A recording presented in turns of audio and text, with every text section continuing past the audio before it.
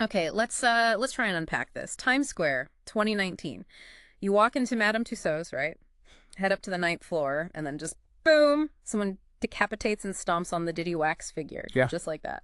Unprompted. Seemed totally random back then. completely. But now, with everything else that's come out, that bizarre little incident feels, I don't know, less random, more like some kind of weird foreshadowing. It really does. It's strange how something like that, dismissed at the time, Yeah, suddenly gets recontextualized, doesn't it? totally. So today, we're going to dive into this whole series of, well, really unsettling events and these incredibly serious allegations surrounding Sean Diddy Combs based on the sources we looked at. And it's quite a web. That wax figure attack, Yeah. looking back, it almost feels like one of those early, almost surreal signs, like a hint of the chaos to come, maybe. Exactly. And like you said, dismiss then, but now it kind of makes you wonder about not dismissing things too quickly, even the really out there stuff. Mm-hmm. So fast forward, March 2024, Diddy's private jet, the $60 million Gulfstream G550, The Matt Block one, right? Love Air LLC. that's the one, 20 seats. Anyway, it just vanishes from public flight trackers, like poof. Well, not poof exactly. I mean, planes don't just disappear. There's the ADS-B system, right? Automatic dependent surveillance broadcasts. It tracks pretty much everything. Right, right. But his plane, specifically, requested its data be blocked from public view on FlightAware. Which, okay, isn't totally unheard of for private jets. People request privacy. Sure. But the timing, that's the kicker here. Yeah. This happens literally the day after Homeland Security raided his homes in LA and Miami. Mm-hmm. As part of that ongoing trafficking investigation. Exactly. So yeah, requesting privacy is one thing, but doing it then. It definitely raises eyebrows. Yeah. I mean, the context is just unavoidable, isn't it? It screams, don't look here. It really does. And the legal stuff piling up is just, Uh-huh. wow. At least 11 lawsuits from alleged victims. And whispers of potentially, 120 more? Plus the feds reportedly grabbing something like 100 electronic devices. Yeah, it's huge, really complex. So today we're going to try and focus mainly on like the initial lawsuit that really seemed to kick things off and some of these truly weird early incidents that maybe connect. Yeah. Like, remember that absolutely wild situation back in 2020 at the Trump National Doral Hotel in Miami with that guy, Jonathan ODI? Oh, yeah. That was something else. Yeah. It kind of makes you think about the whole ecosystem around Diddy, even before the big raids, you know? Totally. I mean, ODI's behavior was just off the charts erratic, shooting the ceiling, shooting the floor. Draping an American flag over the counter, smashing computers, Then the shootout with police, getting shot himself. and claiming he was some kind of intelligence officer linked to that weird dancingbears.com site. Right, and the stuff he was saying.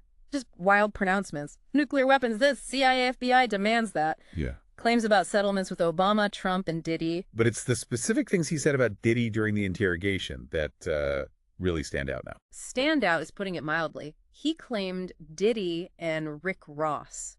They're good buddies, okay, and they're gay. Mm-hmm. And then references to the Illuminati, satanic ritual abuse, the Boole connection. Which is like a whole specific thing in certain conspiracy circles, right? Exactly. But woven into all that, he makes these very direct claims about Diddy and Cassie. Yeah. Saying he was basically a slave for them, saw how they interacted, claimed he got herpes from the situation. And mentioned a video recording. Said maybe it was discarded, but a copy might exist somewhere. It's this bizarre mix, isn't it? You've got the Ciroc vodka agenda. Ciroc, yeah. Ciroc, right. And the hip-hop agenda, Tupac's death, drug trafficking on private jets, even liquid cocaine. It sounds, I mean, objectively, like unhinged rambling for the most part. Classic internet conspiracy stuff. Totally. But like one of our sources pointed out, you kind of have to pause and ask, given everything that came later, could there have been, even a little bit of truth buried in there somewhere? It highlights that real difficulty, doesn't it? Yeah. Sorting fact from, utter fiction, especially when there's so much noise. ODI statements were pretty much written off back then. Understandably. But looking back now, with all the other allegations, you can't help but revisit them, maybe with a slightly different lens. Oh, okay. So let's jump to the raids themselves. March 2024, Diddy's LA place. Described as this over-the-top, immersive experience. Right near the Playboy Mansion, Kylie Jenner's place. Yeah. Big neighborhood. And that Vanity Fair piece describing the vibe there. You will enjoy yourself here, or someone will die trying. I mean... Intense. Really intense. It's a huge place, too, right? 10 beds, 13 baths, 17,000 square feet. Yeah, like a resort. Pools, grotto. And apparently a statue described as a headless torso of Kim Porter. Which is unsettling in itself. Very. And that's the house where, tanks roll up. Yeah, the scale of that raid was something else. Armored vehicles, tactical gear, drones flying overhead. His sons were put in handcuffs. Right. And then the details that emerged later, security cameras unplugged, safes found open, all those electronics confiscated. It paints a picture of a very thorough and significant operation by Homeland Security. For sure. And it wasn't just L.A. His Miami place, the $40 million one on Billionaire Island, got raided at the exact same time. Simultaneously. Diddy himself. He was actually at a Miami airport, apparently wasn't fleeing despite some early reports, but he was questioned by Homeland Security. And someone was filming him, pacing around, right? That video surfaced. Yeah, kind of ominous. HSI just put out a statement saying, law enforcement actions as part of an ongoing investigation. Very standard. But then came the leak, or the information that really blew up. Oh, yeah. The trafficking investigation focus and the discovery of, wait for it, 1,000 bottles of baby oil. 1,000 bottles, along with lubricant and narcotics. The baby oil thing just took off, didn't it? I mean, 1,000 bottles? What is that? Enough to fill a fish tank? Paint part of a lighthouse? The scale is just bizarre. It is. And immediately people started speculating. What was it for? Given the trafficking investigation context, the narcotics, was it linked? Was it, laced with something? There's no official word. Just silence, which only fuels more theories, obviously. And let's not forget the guns found, too. 9 AR-15 style weapons, and 3 of them had the serial numbers scratched off. Right. That adds another layer. So this massive raid, the baby oil, the guns, it all seems to point back, for many people, to the lawsuit filed a few months earlier, November 2023, by Cassie Ventura. Cassie, yeah, his long-term on-again, off-again partner. But even before her lawsuit, there were these moments that now, looking back, they just hit differently. Like the B Award speech. Exactly. 2022. He gets the Lifetime Achievement Award. Young Miami, who he's supposedly dating, is right there in the audience holding up a Go Pappy sign.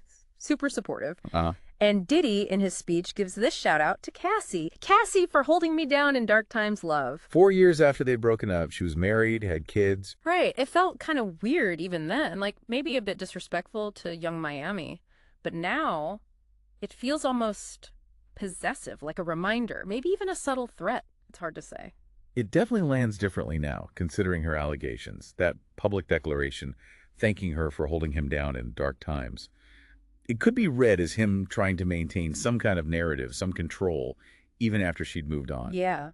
Let's rewind way back, though, how they even started. She was 19, he was 37, met in 2006. Big age gap. And a huge power differential from the start, obviously.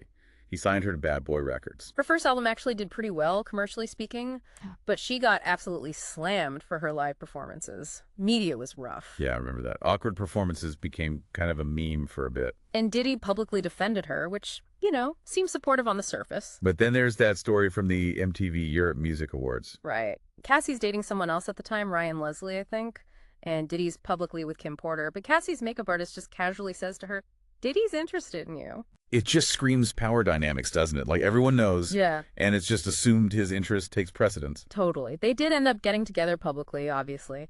But there were weird signs early on, people say. Like the weird tribute he posted to another mother of his child, Sarah Chapman, I think. A bikini picture while he was supposedly with Cassie. Yeah, that, and just reports of alleged open drug use around them. Yeah. And then that really creepy pop thing. Oh, yeah, explain that. Apparently, Cassie's beloved grandfather went by Pop. So Diddy insisted she start calling him Pop too. Oh, it's just incredibly uncomfortable, controlling, and weird. Right. So they had this tumultuous relationship for years, on again, off again. During one off period, she briefly dated Kid Cudi. Yeah. Allegedly, Diddy found out, saw emails or something and completely lost it, threatened to blow up Kid Cudi's car. Seriously? That's the allegation. And then, incredibly, January 2012, Kid Cudi's Porsche is set on fire. Arson. Wow, was it ever linked back to Diddy officially? No charges filed, no official link. But the timing, after the alleged threat, the whispers were definitely there. People suspected he ordered it. That's incredibly disturbing. Even if unproven, the alleged threat followed by the actual event, it paints a picture of serious potential for retaliation. Control. And his image, his nicknames kept changing too. Puffy, Puff Daddy, P. Diddy, Just Diddy, then Brother Love. Right. He sort of reinvents himself periodically. He even admitted publicly he had a temper. Said that's why friends called him Puffy originally, because he'd huff and puff. But anonymous sources, people in the industry, they describe something darker. Accounts of him allegedly just yelling at Cassie for ages at parties. Yeah, and her looking genuinely scared. There was that journalist, Danielle, from the NYT, right? She recalled seeing Cassie alone at a party in 2015, looking graceful but isolated. And they share this kind of unspoken look, like acknowledging the crap in the industry, maybe. Something like that. And Dawn Richard from Danity Kane Diddy managed them. She said she felt uneasy watching how intensely Diddy focused on Cassie sometimes. Just a lot of little observations adding up. Another friend mentioned hearing Diddy screaming at Cassie on speakerphone once. It all builds this picture, doesn't it? Long before the lawsuit, these little glimpses suggesting something was really wrong. A deeply unhealthy dynamic, at the very least. Potentially abusive, based on these accounts. So then, November 2023, Cassie files the lawsuit. She puts out a statement saying she's breaking years of silence for herself and other women. And she specifically mentioned the New York Adult Survivors Act was about to expire, which gave her that window to file. Right, and the allegations in that lawsuit, they are graphic and deeply disturbing. She claimed he kissed her without consent right after she turned 21. Pressured her into taking ecstasy early on. Constant drug use around her. And this total control he allegedly demanded. Blind loyalty. Dictating where she lived, what car she drove, even apparently having her MRI results sent directly to him. That level of control is terrifying. Accessing medical records, that's crossing a major line. It speaks volumes about the power imbalance. The lawsuit also described these alleged savage beatings, said Diddy's own staff witnessed them. And they were terrified of him. Cried over her injuries but felt powerless. That's what the suit alleged. Said he'd hide her away after these beatings, then flood her with gifts often delivered by assistants. Classic cycle of abuse pattern right there. Violence, then remorse, or gifts, control. And constantly reminding her of his power, his influence. Allegedly threatened her music wouldn't get released if she didn't pick up his calls immediately. She even alleged he made her carry his gun for him sometimes. Making her carry a firearm. That's adding another layer of danger and potential legal jeopardy for her. It's deeply coercive. The specific incidents described, just brutal. A beating in an Escalade after a party where Jay-Z was present. Okay. Another alleged beating in a hotel room during an after-party.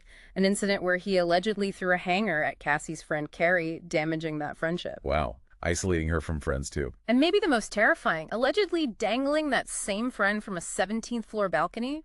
What? That's attempted murder territory, if true. Utterly horrifying. Then another alleged beating after Cassie simply spoke to a different music manager. Roger Bonds, a former associate, apparently tried to step in. Someone tried to intervene. Yeah, but then Diddy allegedly kicked Cassie in the face again later at his house. The suit claims she was then basically held in a hotel room for a week to recover. Confined for a week. That's terrifying. The violence escalating, the control tightening. And Cassie said in the lawsuit that it was during that week trapped in the hotel that she really understood how his whole network staff, security, everyone enabled his behavior. She felt completely powerless. That feeling of being trapped with everyone around seemingly complicit or too scared to help, that's a hallmark of these kinds of abusive situations. This brings us to Tiffany Red, Grammy-winning songwriter. She worked with Cassie on a song called Loyal. Okay. Apparently, Diddy didn't like the lyrics, thought they were about him. Tiffany later wrote this open letter about her experiences. What did she say? She described Cassie's 29th birthday party, Diddy being super possessive, pulling Cassie aside and asking Tiffany point blank, "You writing those songs about me?" Confrontational. And then a security guard apparently made some intimidating comment to Tiffany later. It's created this atmosphere of unease, fear. So corroborating that sense of control, suspicion, intimidation around Cassie. Yeah, and Tiffany described this karaoke night too. Cassie wanted to leave the party. Diddy wasn't happy. Okay. He allegedly followed them, physically pulled Cassie out of the karaoke room, started cursing her out in the hallway right in front of security.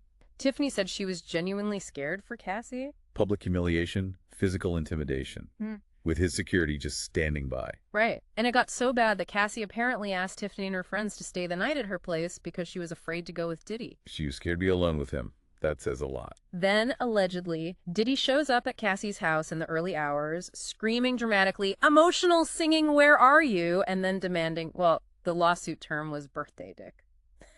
Ugh, just awful. Crude and demanding. Tiffany also mentioned seeing him drive a golf cart really erratically with Cassie inside, and later Cassie told her they'd had a freak-off that night. Okay, freak off. That's the term from the lawsuit, right? Right. What does that entail, according to the allegations? Yeah. So according to Cassie's suit, this started pretty early. Diddy allegedly had this voyeurism fantasy, wanted to watch her with other men. Right. The first time allegedly involved a hired man. Masks were involved, drugs. Diddy supposedly directed Cassie on what to do while he watched and pleasured himself. And these weren't quick things. They allegedly lasted for days sometimes. Days, and she had to arrange them. Allegedly, yes. He made her coordinate finding the men, searching online for specific criteria like large black penis, flying them in. It's incredibly degrading, forcing her to facilitate her own sexual exploitation. He even allegedly had preferences for how she looked during these encounters, like wanting her to wear white nail polish because it contrasted with the black men's skin. Just very specific controlling details. The level of manipulation and coercion described is just staggering. And his assistant apparently handled the logistics, booking hotels, providing the supplies, baby oil, Astroglide, and drugs.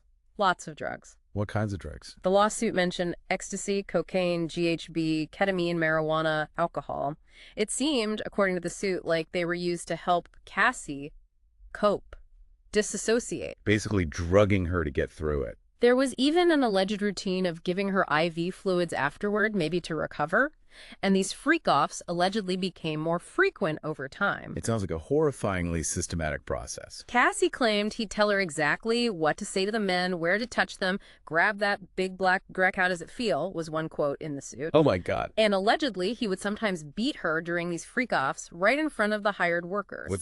That's another level of depravity and violence. Afterwards, he'd allegedly pay the men cash and then give Cassie designer bracelets, which she said felt like shackles, tokens of her ordeal. Not gifts, but reminders of her trauma. Shackles. Yeah.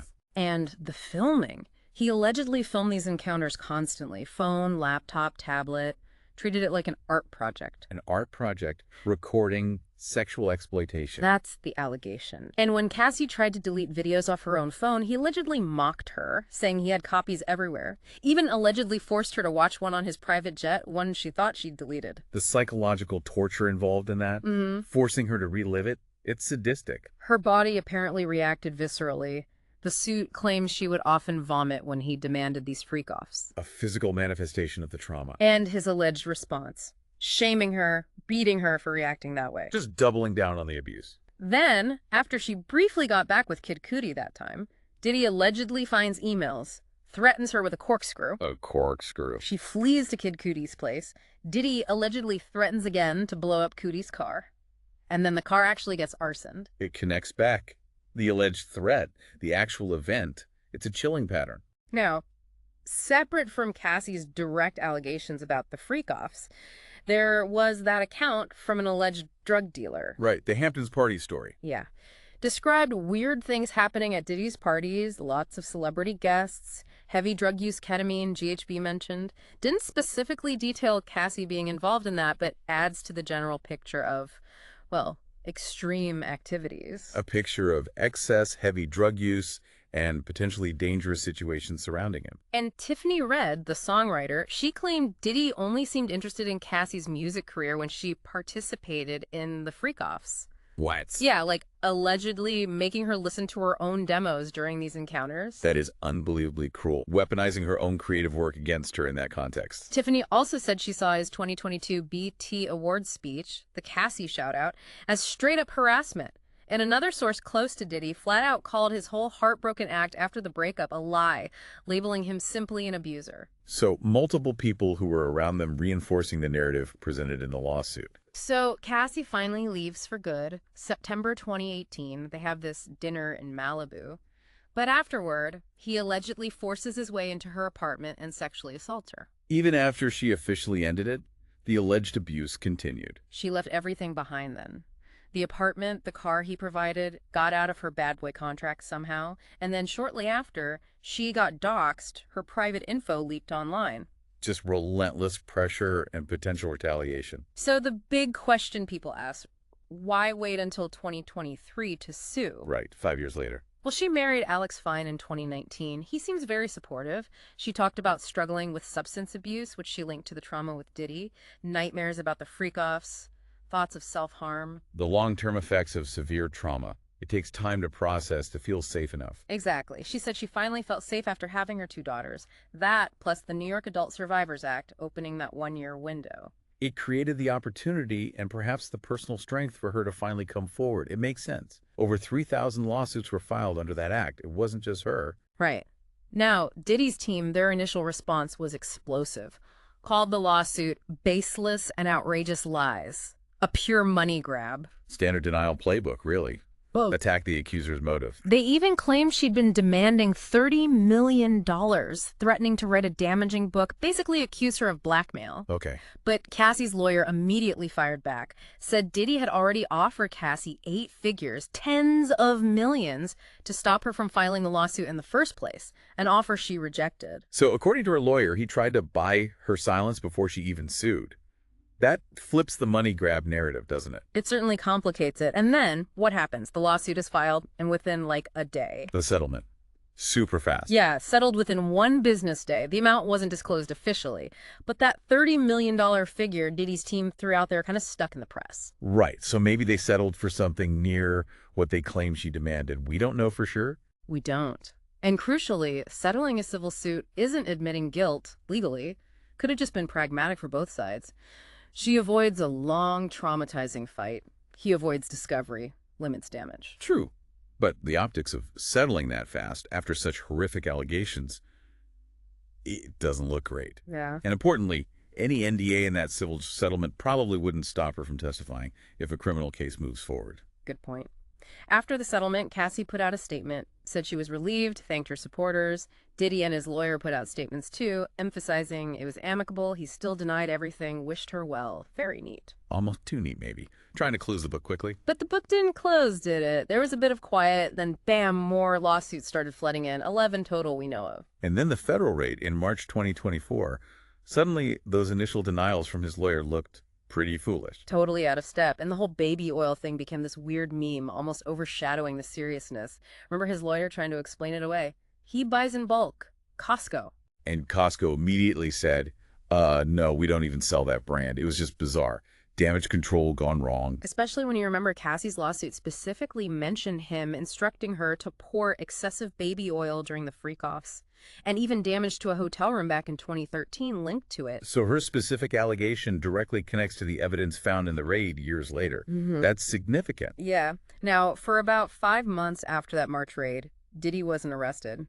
He was seen out posting videos, rafting, praying by the ocean. Which led some people to think maybe they don't have enough evidence. Right. And the online commentary was really split. You had incredibly nasty comments aimed at Cassie, questioning her timing, her motives, blaming her, victim blaming, basically. Sadly predictable, but still awful to see. But there was also huge support for her, people pointing to corroborating stories that started coming out or resurfacing. Like from her former makeup artist, who apparently backed up a story about a hotel beating back in 2010. Yeah.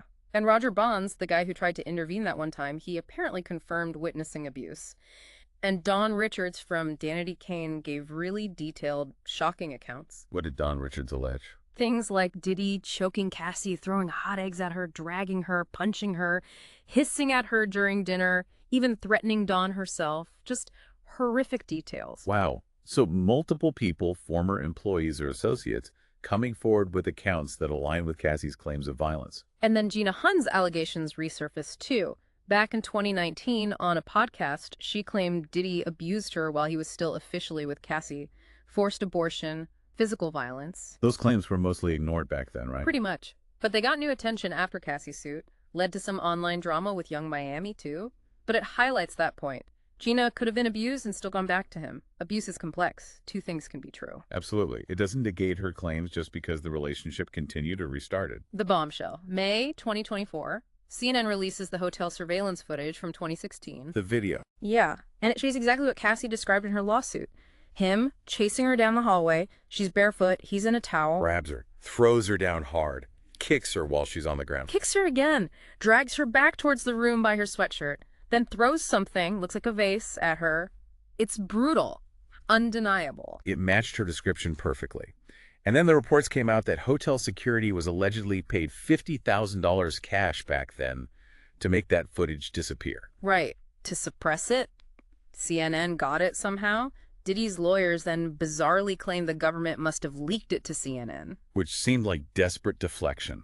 Cassie's lawyer just stated the obvious. The video corroborates her account. Hard to argue with your own eyes. Suddenly, all these old clips started resurfacing online looking completely different through this new lens. Like the Met Gala interviews. Yeah. That super tense one from 2015, the awkward one in 2017 where they barely interact, and that 2018 one, the confess theme. Diddy's just staring at her so intensely. It's chilling now. Hindsight is 2020, but yeah, those moments feel very different now. Even his Instagram post after they broke up, quoting Michael Jackson's "The Lady in My Life," it feels less romantic, more possessive. Another friend claimed Diddy gave Cassie a black eye right before her movie premiere in 2016. The perfect match. And people went back and watched those premiere interviews. And her whole demeanor, her answers seem off somehow, stilted, like she's trying to hold it together. And didn't Cassie release a short film herself before the breakup? Yeah, it's called Cassie. It heavily alluded to being in a toxic relationship, wanting to be free. It hits hard now. Even seeing old TV segments discussing their breakup, wondering if she should go back to him, it's just jarring, knowing what we know now. The public just had no idea of the alleged reality behind the scenes. And there was that rumored photo of her with injuries, posted briefly online, then deleted with a caption like Dubai was crazy. It all just feeds into this pattern. And then, of course, Jonathan ODI's interrogation video from 2020 resurfaced again. Right. And people started watching it differently. His wild claims about the freak-offs, about Diddy's behavior, suddenly didn't seem so completely outlandish. The comments online totally shifted from, this guy's nuts, to, wait, maybe he was actually telling the truth about some of this. It's a stark turnaround. So after the hotel video came out, Diddy finally responded. Deleted Instagram video. The apology video. Yeah. Said his actions were inexcusable, took full responsibility, said he was disgusted then and now, claimed he sought professional help, therapy, rehab, said he hit rock bottom. A very carefully worded statement, released only after irrefutable video proof emerged. Exactly, and the reaction was skeptical, to say the least. One source who knows him reportedly quipped, rock bottom must be his personality. Online comments were brutal. Misa Helton, Justin Combs' mother, put out a statement too. Yeah. Said she was heartbroken for Cassie, acknowledged her own past trauma with Diddy, said he clearly needs help. People interpreted her words in different ways, though. Some saw it as support for him, others as validating the need for accountability. Complex family dynamics playing out publicly. And Tiffany Red, the songwriter, she wrote another open letter, this time directly to Diddy, published in Rolling Stone. What was the gist of that one? Really powerful. Called out his abuse of power, the harm he caused, spoke about her pain as a black woman seeing this happen, urged him to stop the cycle. She also said she'd been scared for her life after speaking out initially, and it hurt her career. Wow. That takes immense courage to say publicly, especially fearing retaliation. Absolutely. Cassie's lawyer responded to Diddy's apology video too, basically calling it self-serving, too little too late, pointing out how vehemently he'd denied everything just months before. Hard to argue with that logic. The apology only came when denial was impossible. And Cassie herself, she's only made one public statement since the lawsuit settled, just thanking everyone for the love and support, saying it created a space for her younger self to be heard. Very graceful. Focusing on healing and gratitude, it seems. So wrapping this up, what are the big takeaways here? We've seen this deeply disturbing pattern of alleged behavior, corroboration from multiple sources, and that shocking video evidence. Yeah, the sheer consistency across accounts culminating in that footage, it shifted everything. Public perception is completely different now. There are still allegations in a legal sense for many of these claims pending trial, but the volume, the consistency, the video, it paints an incredibly troubling picture. It really does. The convergence of testimony and evidence is powerful. So I guess the final thought for listeners, considering everything we've just gone through, what does this whole saga tell us about power dynamics, especially in industries like entertainment, about the immense hurdles victims face? And maybe what are the broader implications? Beyond just this one case, what does it say about accountability, belief, and the systems that might allow this kind of alleged behavior to continue for so long? Definitely a lot to think about there, a really complex and disturbing story. Indeed. It forces a lot of uncomfortable but necessary questions about the structures around fame, power, and abuse.